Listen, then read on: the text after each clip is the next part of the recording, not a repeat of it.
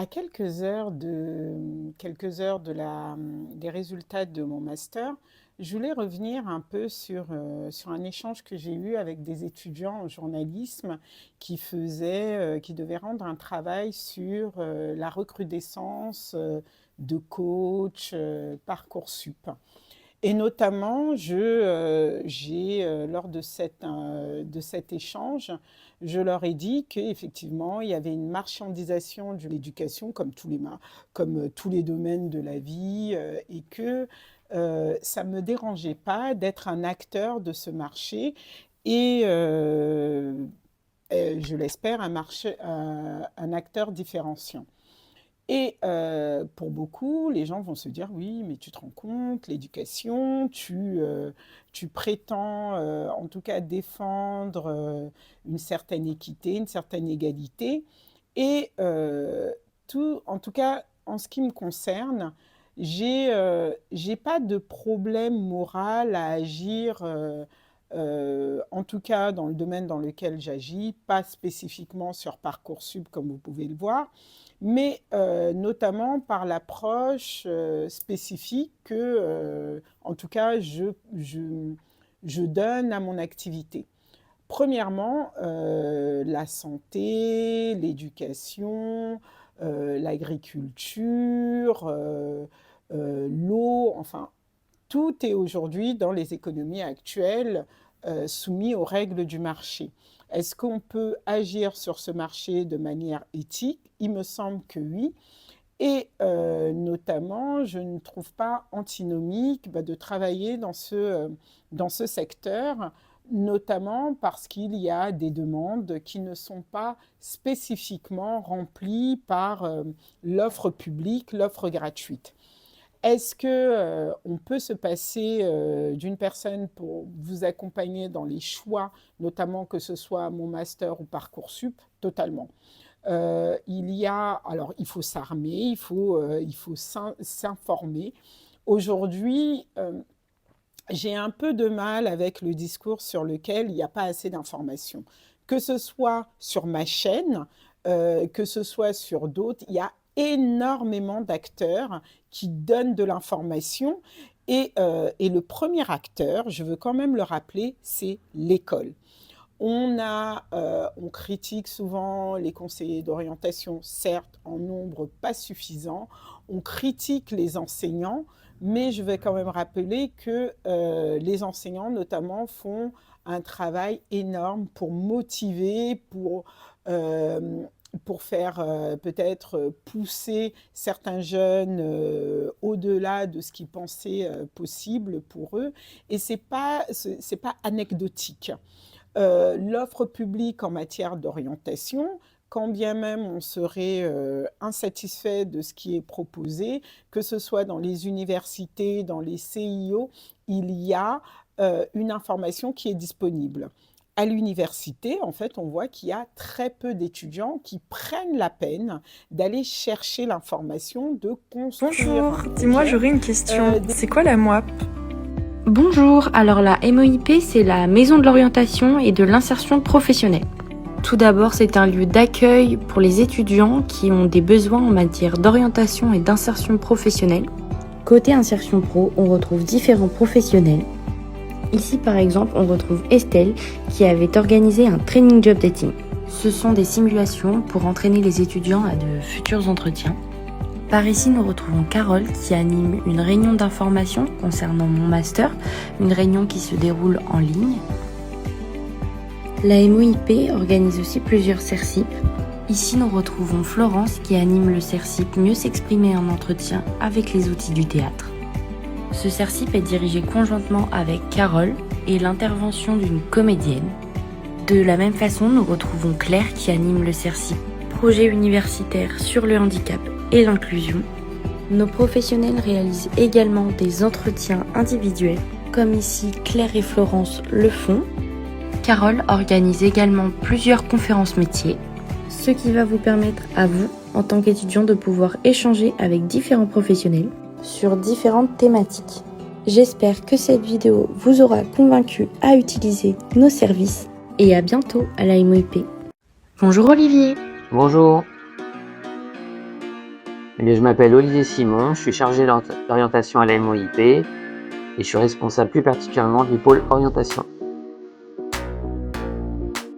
Alors le pôle orientation, c'est 6 personnes, à savoir 2 chargés d'orientation, une chargée d'accueil et 3 psychologues d'éducation nationale qui sont en charge des conseils d'orientation, comme son nom l'indique.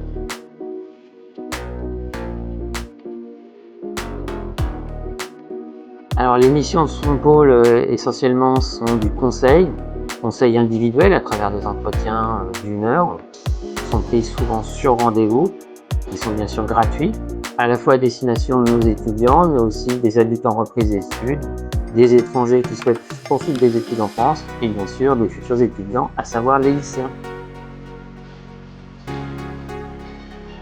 Alors avant tout, c'est le service public. Nous sommes un service public d'orientation. Nous sommes ouverts à tous les publics et bien sûr gratuits.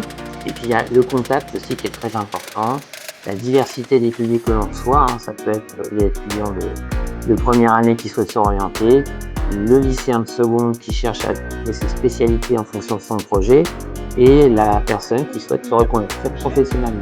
Des parents qui Super, vont merci aller à au toi, Olivier. CIO et qui vont souvent, pour moi, notamment, essayer d'acheter l'excellence. Et je pense que c'est en cela que, pour moi, les coachs ne renforcent pas les inégalités, en tout cas pour beaucoup, puisque de toute manière, ce sont des populations qui, avant même que cette fonction non réglementée se généralise, allaient de toute manière, avaient un accès pluriel à l'information. Et aujourd'hui, ce que je constate, c'est qu'en tout cas, un certain nombre de demandes et un certain nombre de parents qui vont voir des personnes pour accompagner leurs enfants spécifiquement à ces moments-là, c'est parce qu'en fait, ce sont des parents qui se sont habitués dès le départ à payer. Et notamment, un certain nombre payent, pensent payer pour quelque chose qui serait de l'ordre de l'extraordinaire. Je m'exprime mal, mais je vais essayer d'être un peu plus claire. J'ai par exemple eu des parents qui venaient me voir et qui demandaient notamment les top formations dans certains niveaux, avec souvent des enfants avec des niveaux plutôt moyens, ou bons, mais sans plus, sans relief, et qui disaient, grosso modo, j'ai droit. Ou qui disaient, bah, mon enfant était dans une école privée, etc. Donc, spécifiquement, soulignait que c'était une meilleure école. Et quand face à la réalité, on leur dit, et souvent quand ils viennent, c'est parce que justement, ils ont déjà entendu un discours qui de manière très juste, leur a fait comprendre que finalement, votre enfant, ce n'est pas une exception. Et beaucoup, au regard de ce que j'observe, pensent qu'en payant des personnes externes, elles vont changer le profil de leur enfant. Hein, pas forcément. Pas du tout même, c'est même pas forcément. On va effectivement, si vous avez peu de temps, si vous n'êtes pas en capacité de décortiquer un certain nombre d'informations disponibles, parce que l'information, là, pour le coup, elle est pléthorique, et il faut savoir la trier. Et un certain nombre de parents qui ont les moyens n'ont pas forcément le temps. Et donc, ça, c'est une partie, et notamment des parents qui ont peut-être évolué dans un secteur professionnel particulier et qui sont face à des désirs de leurs enfants dans d'autres secteurs, qui vont être ouverts notamment à être accompagnés en disant ben, « moi, dans ce domaine, je ne connais pas grand-chose, qu'est-ce que vous pouvez me dire ?» Et ils ont commencé à se renseigner, il manque d'assurance, et ça, c'est un profil. J'ai un autre profil, par contre, c'est des résultats plutôt moyens, comme je le disais, et qui vont vous dire « mon enfant mérite ». Grosso modo, j'ai payé tout ce temps, maintenant, il mérite. Et souvent, face à ses parents, c'est très difficile de leur faire entendre que bah non, votre enfant n'est pas exceptionnel. Votre enfant ne mérite pas plus qu'un autre.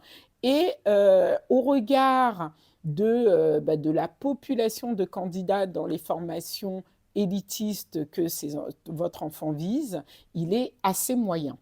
Entre ceux qui accusent les enfants venant de certaines banlieues et notamment euh, moins privilégiés de bénéficier de privilèges. Et les parents qui, au contraire, vont dire bah, c'est parce qu'on vient de banlieues non ou de régions peu privilégiées qu'on n'a pas accès. Et souvent, c'est souvent difficile de leur dire, mais en fait, là, de manière totalement objective, c'est que le dossier n'est pas assez compétitif. Et souvent, ces parents-là, je parle bien de ceux qui ont les moyens financiers, parce que de toute manière, pour recourir à quelqu'un d'autre, il faut avoir les moyens financiers. Et ils vont se dire qu'en payant, ça va ouvrir ses voies. Et souvent, ce n'est pas le cas. On ne va pas, c'est pas parce que vous allez payer que votre enfant va entrer dans une voie spécifique. Et quelqu'un qui pourrait vous promettre cela, il vous mentirait. Par contre, identifier les formations en adéquation avec le profil de votre enfant auquel vous n'auriez pas pensé, sans doute. Ça, c'est possible. Mais c'est en général pas la demande de ces parents-là. Et puis, ces parents vont être très sensibles à la brand, la brand, la marque de l'école, la marque du diplôme. Et ces parents-là, je les appelle, pardonnez-moi, les BBA parents. Parce qu'en fait, c'est cette population de parents qui, selon moi, a ouvert une opportunité de marché, notamment pour les établissements d'enseignement supérieur privés, pour les BBA. Parce qu'en fait, on se retrouve avec des parents qui veulent des noms et qui sont prêts à tout pour éviter notamment le public. J'ai notamment des parents qui m'ont dit ah non, moi, hors de question que mon enfant aille en université de banlieue. Ou sinon tout simplement en banlieue. Et donc un parent, je me souviens, plusieurs parents d'ailleurs, je leur dis, donc si votre enfant par exemple est accepté à l'ESSEC ou à HEC, bien entendu, il n'irait pas. Ah non, non, non, non, non, non, non. Là, tout d'un coup, la banlieue prend sens. D'autres vont, par exemple, me dire que l'université, c'est hors de question, sous-entendant qu'il n'y a pas de formation d'excellence à l'université. Et notamment, certains parents vont leur proposer des doubles licences extrêmement riches et qui vont apporter un plus au parcours de leur enfant. Ils vont vous dire non. Un parent qui me dit, bah, par exemple, Dauphine, absolument pas, parce que c'est une université. Et donc à ce parent-là, que je rappelais quand même que, par exemple, en l'occurrence, cet établissement avait le statut de grande école. Il me dit, c'est pas ce que je veux. Et donc on se rend compte que ce n'est pas tant un problème d'orientation qu'un problème de projection, parce que cette orientation va dire deux. Ils se soucient peu finalement de la construction du projet de leur enfant que de la marque qu'on va estampiller sur le profil LinkedIn de leur enfant, de ce qu'ils vont pouvoir dire au dîner avec leurs amis. Un parent, beaucoup de parents d'ailleurs, qui vont me dire « Ah bah oui, mais tous ceux que je connais, leurs enfants sont en prépa, je veux que mon enfant soit en prépa. » Et de leur faire comprendre qu'il y a un profil prépa, il y a un profil d'étudiants de prépa et que tout le monde n'a ni la volonté ni la capacité d'être un bon préparationnaire. Et en plus, au regard des résultats, quand bien même ils seraient admis en prépa, et en plus, et au regard de vos ambitions, c'est peut-être pas la meilleure stratégie. Et c'est très difficile de déconstruire cet enfant et ce parcours fantasmé par les parents parce qu'il n'a rien de logique. Et donc ce parent, quand il va face aux résultats, voir que son enfant n'a pas été admis dans des formations qu'il aurait choisies, pas forcément en adéquation ni avec ses résultats, ni avec la compétition qui s'opère au regard du nombre de candidatures et du nombre de places, il va accuser Parcoursup, mon master. Et donc, c'est pour ça que je voulais revenir sur ce point-là, c'est que, premièrement, moi, j'ai du mal avec le fait de n'accompagner les parents que lors de Parcoursup. Parcoursup, pour moi, c'est une étape particulière de l'orientation, mais l'orientation, elle commence bien avant Parcoursup. Et, entre guillemets, réussir Parcoursup, ça ne veut rien dire. Ça veut dire quoi, en fait? Obtenir le vœu que l'on souhaite, et quand on constate le nombre d'abandons post-Parcoursup, on peut s'interroger sur, finalement, c'est quoi une orientation réussie? Donc, si quelqu'un me dit, bah, de toute façon, moi, les personnes que j'accompagne obtiennent leurs 3 vœux préférés et finalement choisissent un parmi ces 3, très bien. Mais ne serait-ce pas le bon indicateur serait peut-être de voir si cette formation finalement choisie par l'enfant, c'est la formation dans laquelle il va rester parce qu'il s'est épanoui, parce qu'on a travaillé sur le projet en amont, parce que les parents ont été suffisamment ouverts pour ce travail sur le projet. Et c'est pour ça, notamment, enfin, moi j'ai créé un club de parents où on échange, les enfants ont tout âge, et on échange sur des problématiques plus grandes que juste l'orientation. Comment construire une relation avec son enfant, comment accompagner son enfant à devenir indépendant, comment accompagner son enfant à construire son projet, comment faire en sorte que son enfant soit engagé au-delà d'un parcours scolaire, comment faire pour que l'enfant s'approprie son propre parcours scolaire. Et comme je dis toujours, pour moi, les voies de l'excellence, enfin, il existe des voies d'excellence dans tous les domaines. Or, penser que tous les enfants vont faire Parcoursup, mon master, au même rythme, des cohortes entières comme ça, je ne suis pas sûre que finalement, nous gagnons. Premièrement, collectivement, vu les erreurs d'orientation, parce que si ce champ d'activité professionnelle se développe, et si on a quand même autant de réorientation, c'est que finalement, il y a quelque chose qui ne va pas. Et également, cette idée de circonscrire la réussite à quelques domaines pose également problème. Et notamment, on a encore, en 2026, hélas, beaucoup de parents qui vont venir, qui vont exprimer leurs envies, décorrélées complètement et du marché du travail, et des envies ou de la personnalité de leurs enfants. Et vous aurez beau, parce que, en tout cas moi j'estime avoir un rôle de conseil, mais la décision finale, elle reste celle du jeune et du parent. Et parfois, j'ai eu des discours avec des parents qui me disent ah ben, ah non mais moi je vais tenter quand même.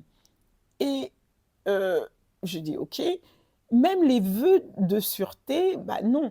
Quand aujourd'hui vous voyez le nombre de parents qui vont choisir des écoles pas reconnues, des PGE dans des écoles, vous vous posez des questions, quelle est la valeur d'un PGE dans une école qui n'est pas une grande école?